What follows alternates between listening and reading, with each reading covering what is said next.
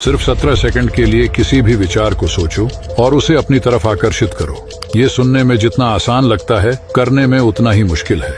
ज्यादातर हम किसी भी अच्छी चीज के बारे में सोचते हैं तो हमारे अंदर एक विरोधाभास बनता है। जैसे कि मैं इस एग्जाम को पास करके एक अच्छी नौकरी पाना चाहता हूँ, तो ये एक इच्छा है, लेकिन ये एग्जाम तो बहुत ही टफ है, मैं इसकी तैयारी कैसे करूंगा, तो ये एक विरोधाभास है। जब भी हम किसी चीज के बारे में अच्छा सोचते हैं तो तुरंत ही कुछ ही सेकंड में एक विरोधाभास पैदा होता है।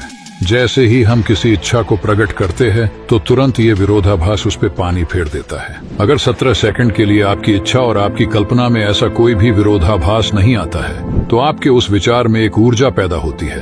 अगर 17 सेकंड तक आप उस विचार को बिना किसी विरोधाभास के ध्यान बनाए रखते हो तो तुरंत ही उसी वाइब्रेशन से मिलता जुलता एक और विचार बनता है। और जब दो समान वाइब्रेशन के विचार ऐसे आपस में मिलते हैं तो उस विचार की वाइब्रेशन एनर्जी कई गुना बढ़ जाती है।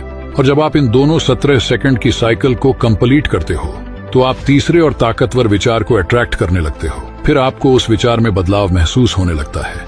इस साइकिल में आपको नए आइडियाज आने लगते हैं और जब आप इन तीनों साइकिल को सही से कर लेते हो तब आपका विचार चौथे साइकिल में प्रवेश करता है। इस साइकिल में आपके विचार के साथ इमोशंस भी जुड़ने लगते हैं और इस 68 सेकंड के बाद आपके विचार का वाइब्रेशन इतना बढ़ जाता है कि फिर वो रियलिटी पे प्रभाव डालना शुरू कर देता है।